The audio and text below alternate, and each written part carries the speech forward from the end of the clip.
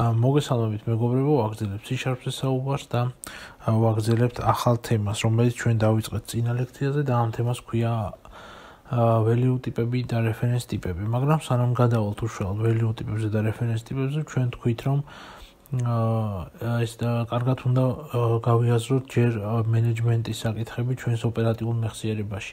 ამიტომ წინა თემაზე დავიწყება სწორედ ოპერატიულ მეხსიერებაზე საუბარი და კერძოდ შევეხეთ stacks.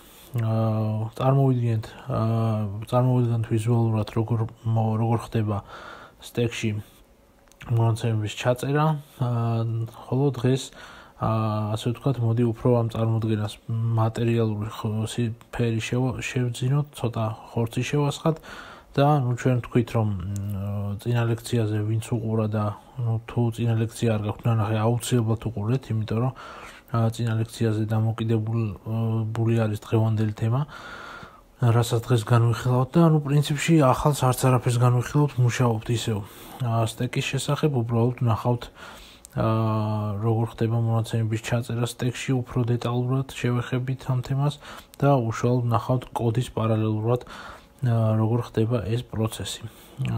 ხო, დღეს ისევ სტეკის თემას ვაგრძელებთ და უკვე გახსნილი გვაქვს ჩვენი Visual Studio. მოდი ახლა ახაც დავხატოთ რაღაცეები.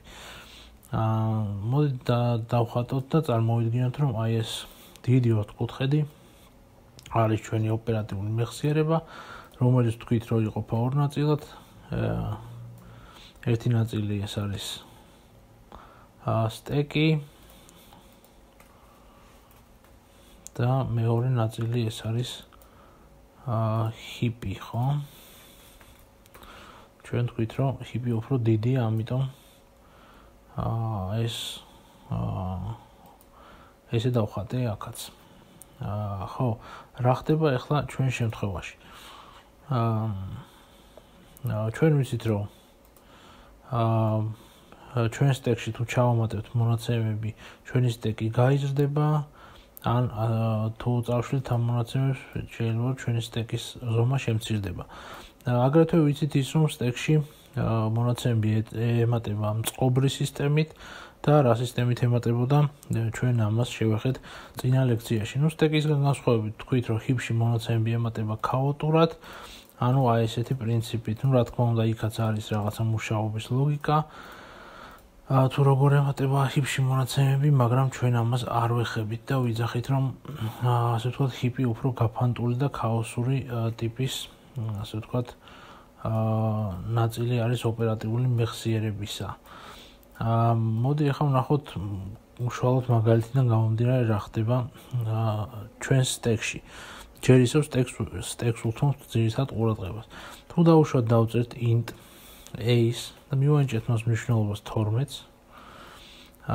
დავწერთ int b-ს.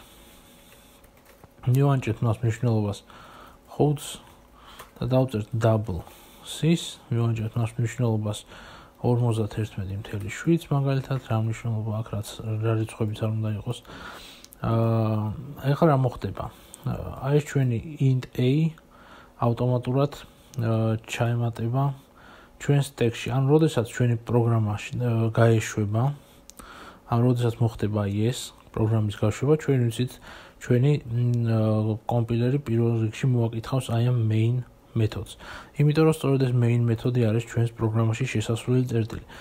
როდესაც შევა ეს ჩვენი კომპილერი main მეთოდში, დაინახავს, რომ დახვდება ბრძანება, სადაც იქმნება ცვლადი a და იგი უდრის 12-ს.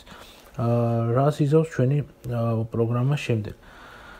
ჩვენი პროგრამა წავიდა აი ამ სტეკში, პირდაპირ შექმნის აი ესეთ ცვლადს, რომელსაც ერქმევა a, ხო? მოდი ესეთი იყოს ეს a და აი ესე მას ერქმევა a, აი ამ ცვლადს. ცოტა ცუდი ნახატი გამოვიდა, მაგრამ არ აუშავს. შეიქმნება ჩვენი a, რომლის მნიშვნელობაც იქნება 12. აი ეს მნიშვნელობაც იქნება 12. აი ესე შეიქმნება ჩვენი a. შემდეგ გავაგრძელებს გზას და შეხვდება მეორე ბრძანება, რომელიც ამბობს, რომ ისევ b ისევ შევქმნათ რაღაცა კონტეინერი, რომელსაც ერქმევა b. ნუ იგივე ზომის კონტეინერი შეიქმნება. აი დაახლოებით ესეთი რაღაცა. ამას ერქმევა b. და მისი მნიშვნელობა იქნება 5. აი ეს. შემდეგ გააგრძელებს გზას და დაინახავს, რომ შემდეგი ბრძანება არის დაბლ ტიპის ცვლადის შექმნა. ნუ ჩვენ თუ ვიცით, რომ ეს int ტიპები ეს არის 4 ბაიტი, იკავებს მეხსიერებას, დაბლი არის 8 ბაიტი. ანუ გაორმაგებული გაორმაგებული მნიშვნელობა ვიდრე int-ი. აქედან გამომდინარე ადგებოდა შექმნის აი ესე უფრო დიდ დიდ ადგილს გამოყოფს დაბლ ტიპისთვის, ხო? ანუ აი დიდ ადგილში ისეთ დიდ ადგილს გამოყოფს, სადაც ორი აი ესეთი int-ი თავისუფლად ჩაეტევა. და ამას დაარქმევს სახელად. აი ცოტა ესე დავწეროთ, რომ დაგვეტიოს, ნუ ჩავთვალოთ, რომ უფრო დიდი ეს წარმოიდგინეთ, დიდი ადგილი გამოიყო ამ დაბლისთვის, ხო? ამას დაარქმევს C-ს. და მისი მნიშვნელობა იქნება 51.7. აი ეს. აი ესე ხდება ჩვენ სტეკში მონაცემების შეტანა. ანუ რეალურად როცა ჩვენ წინა ლექციაზე ვსაუბრობდით იმის შესახებ, რომ სტეკში აი ეს მრგვალი ბურთების საშუალებით ბურთებს წარმოიდგენ, თვითონ ისინი არის მონაცემები, ხო? და რომ შეგვქონდა სტეკში მონაცემები და შლიდით მას, ანუ აი ეს ხდება ჩვენი რეალური კოდიდან გამომდინარე, აი ამ მონაცემების ჩაწერა სტეკში და მათი მოთავსება. ის ბურთები და ის მრგვალი ისინი უბრალოდ რომ ადვილი წარმოსადგენი ყოფილიყო. ხო, ნუ რას აკეთებს შემდეგ ჩვენი კოდი? ხედავთ რომ ყველა მონაცემი ჩაწერილი არის სტეკში. შემდეგ შეხვდება მას აი ეს scope-ი, რომელიც ეუბნება რომ უნდა დაასრულოს ამ პროგრამამ მუშაობა და გამოვიდეს main მეთოდიდან. თუ პირველ scope-ში შესვლისას, ანუ გახსნის scope-ში შესვლისას, მან დაიწყო აი მონაცემების შეგროვება, სტეკში რაღაცების ჩაწერა და აი ამ გზაზე რაც დახვდა იმ ბრძანებების შესრულება, როდესაც ასრულებს ეს პროგრამა მუშაობას, ანუ როცა უახლოვდება main-ის დახურულ scope-ს, უკვე აი ამ მონაცემების ასე ვთქვათ, სტეკში არსებობის საჭიროება აღარ დგას, აქედან გამომდინარე ეს მონაცემები, რა თქმა უნდა წაიშალოს. ანუ აი სტეკი უნდა ავტომატურად განთავისუფლდეს.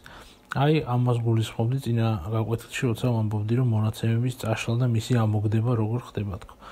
აი ესე, როდესაც უბრალოდ ჩვენი კოდი როცა მოადგება აი აქ, აი ამ წერტილს, სადაც სრულდება ჩვენი პროგრამა, უბრალოდ ადგება და აი ამ ჩვენ სტეკს აი ესე განთავისუფლებს. წაშლის ჯერ ყველაზე ზევით მდგარ ელემენტს, შემდეგ ყველაზე ქვევით, შემდეგ შუაში მდგომ ელემენტს, ანუ B-ს, შემდეგ A-ს. აი ამ პრინციპით მოხდება მონაცემების წაშლა. შესაბამისად, ნახეთ პრაქტიკულად, როგორ ანუ სად მიდის ჩვენი კოდი, როცა ჩვენ ვქვნით int ტიპის მონაცემებს, double ტიპის მონაცემებს, ხო? რომელიც ესენი სამივე არიან სტრუქტურები. ნუ რა არის სტრუქტურები? ჯერ არ ვიცით, შესაბამისად, აქედან გამომდინარე ჯერ არ ვამახვილებ ამ თემაზე ყურადღებას. უბრალოდ იცოდეთ, რომ როდესაც შექმნით int-ს, მიანიჭებთ მას მნიშვნელობას, როცა შექმნით double-ს, ისინი ეს მონაცემთა ტიპები მიემართებიან სტეკში და მათი ჩაწერა ხდება ოპერატიული მეხსიერების ზუსტად აი ამ კონკრეტულ ადგილას, რომელსაც ეწოდება სტეკი. მოდი ახლა ნახოთ რა ხდება ისეთ შემთხვევაში თუ ჩვენს კოდში შემოდის მეთოდი. დავწეროთ static void რაღაცა მეთოდი დავარქვათ ეგრევე მეთოდი. ძალიან მარტივი მეთოდი იყოს და ეს მეთოდი ანიჭებდეს რაღაცა ორ რიცხვს მნიშვნელობას. შევქმნათ int d, რომელიც იქნება რაღაცა 88 ტოლი მაგალითად. შევქმნათ int i, რომელიც იქნება 14 ტოლი, ხო? და აი ეს ჩვენი მეთოდი გამოვიძახოთ აი აქ.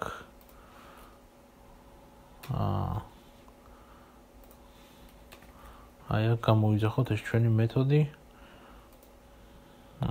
ანდა მოდი ეს მეთოდი გამოვიძახოთ აი აქ. და შემდეგ გამოვიძახოთ აი აქ. ეს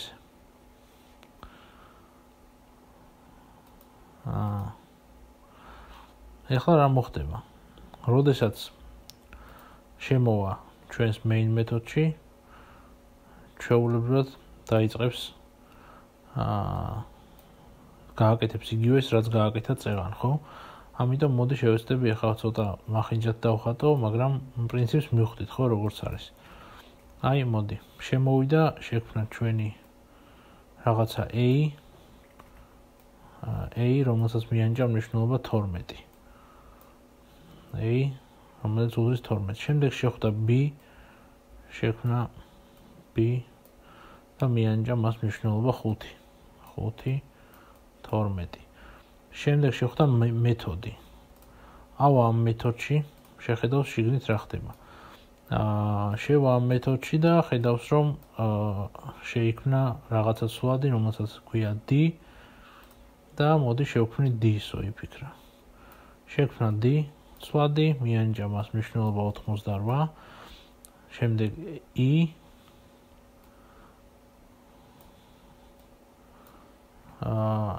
რომელსაც მიანიჭა მნიშვნელობა 14. ძალიან მახინჯი ჩანაწერია, მაგრამ თავარია პრინციპს ხვდებით ახლა აქ რაც ხდება. შეხვდა i და მიანიჭა მას მნიშვნელობა 14, ხო? შემდეგ შეხვდა აი ეს. როცა შეხვდა ეს, უკვე აი ეს i და აი ეს d საჭირო აღარ არის. აქედან გამომდინარე, ათავისუფლებს აი მეხსიერებას. აი ჯერ წაშლის აი ამ is, ანუ ბოლოს ჩამატებულს და შემდეგ წაშლის აი ამ d-ს. აი ესე. შემდეგ გააგრძელა გზა. ამ მეთოდიდან გამოვიდა და გააგრძელა გზა. შემდეგ შეხვდა w, ხო?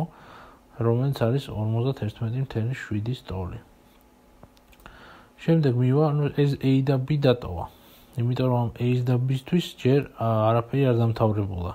a-ს და b-ს წაშლის როცა მოვა აქ, ხო? მივხვდით უკვე ალბათ. შემდეგ შევქმნით doubles, აი ესე. doubles, რომელსაც ქვია c და მას მიანიჭებს მნიშვნელობას 51 და 5, ხო?